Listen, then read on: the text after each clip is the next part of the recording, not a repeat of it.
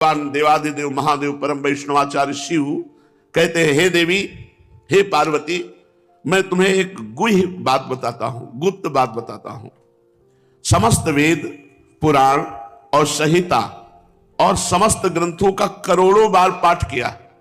भगवान शिव है, करोड़ों बार उनका निरीक्षण किया। उसमें जो सार बात पकड़ में आई वो नाम आई। भगवान शिव कह रहे, मैं तुम्हें एक गुप्त बात बताता हूं। वेद, पुराण, शास्त्र जितने दुनिया में हैं सभी इन्हीं के बनाए तो हैं। करोड़ों बार उसका निरीक्षण करके निकाला गया कि सबका सार है नाम। जो करोड़ों बार वेद, मंत्रों, शास्त्रों, पुराणों, संहिताओं का अध्ययन करने से पुण्य होता है, वो एक नाम से प्राप्त हो जाता है। नाम चाहे जैसा भी पापी हो, प्राण छूटते समय किसी भी प्रकार से यदि वो एक बार भगवान नाम उच्चारण कर लेता है तो वह उत्तरायण में सूर्य मंडल को भेद कर जो योगी लोग परम धाम को जाते हैं, वो उसी परम धाम को नाम जापक जाएगा यदि अंत समय भगवान का नाम आ जाए। अंत समय नाम आना बहुत कठिन होता है, क्योंकि जन्मत मरत दुषा दुख हुई। जब प्राण प्रयाण का समय होता है तो कफ, पित्त, वात ये तीनों अपनी मर्यादा से ऊपर उठ जाते हैं और बड़ा ही दुख होता है। नस नाड़ियों में कफ व्याप्त हो जाता है, सांस लेने में परेशानी आती, पित्त बहुत ज्वलनशील बढ़ जाता है, वायु बढ़ जाती है, सन्निपात स्थिति आ जाती है। उस समय भयानक पीड़ा में कौन भगवान का स्मरण करे? तो जीवन भर यदि स्मरण किया है तो उस समय भगवान की कृपा से भगवान का नाम नहीं छोड़ता। जीवन भर हमने नाम पकड़ने की कोशिश की, अंतिम समय भगवान का नाम पकड़ लेता है। अंतिम समय जिसके मुख से भगवान नाम निकल गया तो सूर्य मंडल का भेदन करके दुंदुभी बजाते हुए जो योगी उत्तरायण की गति को प्राप्त होता है, वही नाम जापक को प्राप्त होता है। तुम्हें संदेह नहीं होना चाहिए कि बड़े कठिन साधनों के द्वारा, योग आदि के द्वारा जो प्राप्त किया जा सकता है, वो बिना किसी संशय के सरल ढंग से नाम जप करते हुए प्राप्त किया जा सकता है। तुम अभ्यास करो, एक क्षण, एक मुहूर्त भी नाम ना छूटने पावे। इच्छा, अनिच्छा, लय, विक्षेप ये भजन में बाधा पहुंचाती है। किसी भोग की इच्छा नहीं, अनिच्छा ये मुझे नहीं, ये चाहिए। इच्छा और अनिच्छा और लय, भजन में बैठे सो गए। भजन की जहां बात है मन नहीं लगता। भजन के लिए तो प्रमाद स्थिति ये और विक्षेप, बार बार किसी कामना का, विषय भोग का, नाना प्रकार के व्यवहार का चिंतन करना भजन में ये विक्षेप है। इच्छा, अनिच्छा, लय, विक्षेप ये भजन नहीं होने देते। इसलिए इस अवस्था में जब तुम्हारे अंदर बहुत इच्छा प्रकट हो रही हो या संकल्प विकल्प चल रहा हो, चुनना हो किसी भोगों को, उस समय जोर से नाम चलाओ, उसको चुनने मत दो, संकल्प मत बनने दो। वो आपको चुप करेगा, अपनी बात रखेगा। आपको चुप नहीं होना और अपनी बात उसके सामने रखनी, राधा राधा राधा। तो इच्छा और अनिच्छा से ऊपर उठ जाएंगे, लय और विक्षेप पर विजय प्राप्त कर लेंगे। हमें हारना नहीं है। हम लोग क्या करते हैं, हार जाते हैं। जब ये अपनी मनमानी चलाना चाहता है तो हम उसी का मनन करने लगते हैं और नाम छूट जाता है। जहां नाम छूटा तो अपनी तरफ घसीट ले गया। अगर नाम चल रहा है तो इसकी ताकत नहीं कि हमको अपनी तरफ घसीट पावे। तुम्हें जिह्वा पर ध्यान देना है। जिह्वा के अग्रभाग को हिलाते हुए निरंतर नाम का अभ्यास करो। ढेर सारा नाम रूपी धन इकट्ठा कर लो, अंतिम दिन काम आएगा। बाबा कह रहे हैं अंतिम समय काम आए। आज की मेहनत अंतिम में रंग लाएगी। जब तुम्हारे जाने का समय होगा तब निकलेगा राधा और लाडली जो आपके नेत्रों के सामने होंगी और आपका जन्म जन्म का भटकना बंद हो जाएगा। घोर पापी लोग जब भगवान का नाम लेते हैं तो धीरे धीरे उनके पाप नष्ट होते हैं, जबकि सामान्य पापियों के पाप तो जल्दी नष्ट हो जाते हैं, लेकिन जो महत पापी होते हैं उनको ज्यादा दिन नाम जप करके पाप को नष्ट करना होगा। जो सात्विक प्रभाव के लोग हैं उनका तो बहुत जल्दी पाप नष्ट हो जाता है, हृदय द्रवित होने लगता है। नाम का एक एक अक्षर सच्चिदानंदमय ज्योतिर्मय है। जैसे रा बड़ा की मात्रा, धा बड़ा की मात्रा, बोले सच्चिदानंदमय है, ये तेजोमय है, ये ज्योति बिंदु स्वरूप है। साधक आंख, नाक, रोम रोम में नाम को बसा ले। नाक में कैसे? नाक के तालू के स्थान पर एक ठसक से आवाज निकाली जाती है, श्वास की कटिंग करके। श्वास ले रहे हैं, उसको काट करके निकाल रहे हैं, चल रहा है नाम। जैसे आप कभी कोई गुनगुनाते हैं तो नाक से ही तो गुनगुनाते हैं, उसे और धीमा करो, आवाज बाहर न निकलने पर, फिर गुनगुनाओ। तो कह रहे हैं आंख, नाम लिखा दिखाई दे रहा है, नाक उसकी ठसक से उच्चारण कर रहे हैं, कान वही हम सुन रहे हैं। आंख, नाक, कान, फिर रोम रोम। नाम का इंजेक्शन लगाओ, परमानंद में डूब जाओ। पूज्य बाबा कहते हैं नाम के सिवा कोई और उपाय नहीं कि ऋषि ऋण से मुक्त कोई हो जाए। मातृ, पितृण, देवऋण, ये तो जे भी भगवान के शरणागत हुआ जाता है सो इनसे मुक्त हो जाता है, क्योंकि सच्ची माता भगवान है, सच्चे पिता भगवान है, सच्चे देव भगवान है। तुम्हें माता च पिता तुम्हें बंधुश्च सखा तुम्हें। लेकिन बिना नाम जप के ऋषि ऋण से नहीं उतर सकते। अगर ऋषि ऋण से मुक्त होना है, जन्म मरण से मुक्त होना है, तो नाम जप। मधुर मधुर में तन मंगलम मंगलानाम सकल निगम वल्ली सत्फलम चित स्वरूपम सकृदपि परिगीतम हेलया श्रद्धया वा भृगुवर नर मात्रम तारेत कृष्ण नाम। सबसे मधुर से मधुर मीठा नाम भगवान नाम है। कृष्ण बोलो, राम बोलो, शिव बोलो, राधा बोलो, हरि बोलो। मंगलों का भी मंगल करने वाला भगवान का नाम है। अरे भगवान का भी मंगल करने वाला भगवान का नाम है। आप भागवत में पढ़ के देखिए, जब तृणावर्त भगवान को उठाकर आकाश में ले जाता है, भगवान उसका उद्धार करते हैं, तृणावर्त की छाती में भगवान मिलते हैं, तो ब्रजवासी जन उन्हें गोद में उठाते, मैया अपने हृदय से लगाती, फिर जाकर के भगवान नामों से भगवान की रक्षा करते हैं। ऋषिकेश तेरी अमुक जगह रक्षा करे, वासुदेव तेरे अमुक जगह रक्षा करे। भगवान के नामों से भगवान की रक्षा कर रहे हैं। पता चला कि भगवान का नाम इतना समर्थ है कि वो भगवान की भी रक्षा कर ले। तो कह रहे हैं मधुर मधुर ते तन मंगलम मंगलानाम, मधुर मधुर में तन मंगलम मंगलानाम। ये मधुर से भी मधुर है भगवान नाम, मीठा से भी मीठा है, और मंगलों का भी मंगल करने वाला है। मंगल भवन भगवान का भी मंगल करने वाला है। फिर हम जीव का मंगल होने में कौन सी संशय वृत्ति है। समस्त वेद रूपी लता का ये मधुर रस फल है भगवान नाम। नाम जप कर रहे हो तो वेद का फल का स्वाद ले रहे हो, और नाम चिन्मय स्वरूप है। ऐसा ये भगवान नाम है, ऐसा कृष्ण नाम है, हरि नाम है, राधा नाम है। श्रद्धा से ले अथवा अवहेलना से, कैसे भी मात्र भगवान का नाम जीव का उद्धार कर देता है, चाहे भाव से, कुभाव से, श्रद्धा से, अवहेलना से। अरे तुम क्यों चुप हो, नाम ले लो। ये मधुर रस है, बड़ा मादक है, बड़ा नशा है नाम में। नाम के माधुर्य का चस्का लग गया तो समझ लो सब कुछ प्राप्त कर लिया।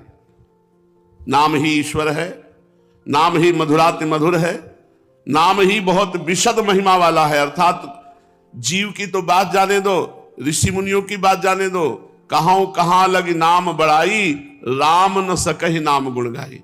स्वयं भगवान भी अपने नाम की महिमा, इतना विशद महिमा है कि स्वयं अनंत शक्ति संपन्न भगवान भी नाम की महिमा का पार नहीं पाते। देखो, कोई भी मिष्ठान, मिठाई जब जिह्वा पर रखते हैं तो रसेंद्री तुरंत माधुर्य का बोध कराती है, कितना मीठा है, सरस है।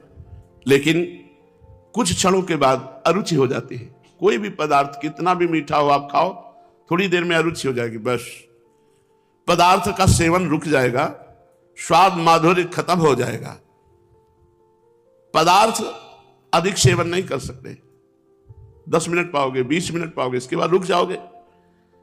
लेकिन नाम का तुरंत माधुर्य अनुभव में नहीं आता। मिठाई का तो तुरंत आ गया, ये प्रश्न भी हुआ था। नाम का तुरंत नहीं आता, बड़ा विलक्षण मीठा है। जब इसे वैखरी में जिह्वा पर रखोगे, राधा राधा राधा, मिठाई तो एक प्राकृतिक मीठा है, ये तो चिदानंद मीठा है, लेकिन ये तुरंत नहीं लगेगा, तुरंत जलन पैदा शुरू हो जाएगी। जो ही नाम शुरू करोगे प्रारंभ में तो मन भागेगा, बड़ी घबराहट सी लगेगी, एक अरुचि सी लगेगी, कोई स्वाद नहीं आएगा, क्योंकि पहले नाम तुम्हारे पाप नष्ट करेगा, तुम्हारा मल नष्ट करेगा, विक्षेप नष्ट करेगा। फिर धीरे धीरे इसमें आसक्ति होती है, धीरे धीरे इसका स्वाद आता है, और जहां स्वाद आया तो प्रतिपल कई गुना स्वाद नाम का बढ़ता चला जाएगा। हमने महापुरुषों को देखा है, घूर्णित नेत्र, जैसे नशा पिए हो और नेत्र घूम रहे हो, ऐसे घूम रहे हैं, क्योंकि नाम का नशा आसो चढ़ा हुआ है, रसासो। जैसे धरिवंश निकट दासीजन लोचन चसक रसासो गटकत, जैसे रूप में मादकता है ऐसे नाम में मादकता है। प्रभु के नाम की मादकता से ही रूप का प्रादुर्भाव होता है। देखिए रूप नाम आधीना, नाम के अधीन ही रूप का प्रकाश होता है। वो कंठ वैकुंठ से संबंध कर लेता है जब कंठ में नाम चलने लगता है। कंठ में नाम चला मानो वैकुंठ में परम धाम से तुम्हारा संबंध हो गया। वो कंठ धन्य है जिससे नाम निकल रहा है। और ये मधुर मधुरतम होता हुआ बैखरी से मध्यमा में पहुंचेगा, गले में, और मध्यमा से फिर हृदय में पहुंचेगा सहस्त्रसार, सहस्त्रसार हृदय से फिर सुषुम्ना नाड़ी, फिर सुषुम्ना नाड़ी से कुंडलनी, अपने आप कुंडलनी जागृत हो गई।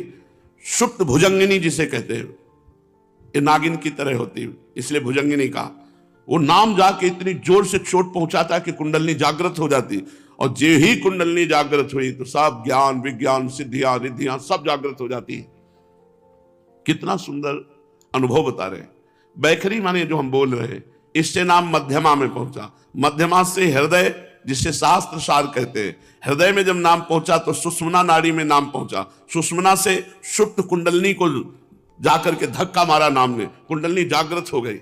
जो बड़े बड़े योगी जन बड़ी कठिनाई से जागृत करते हैं नाम जापक की, वो सहज में कुंडलनी जागृत हो जाती है।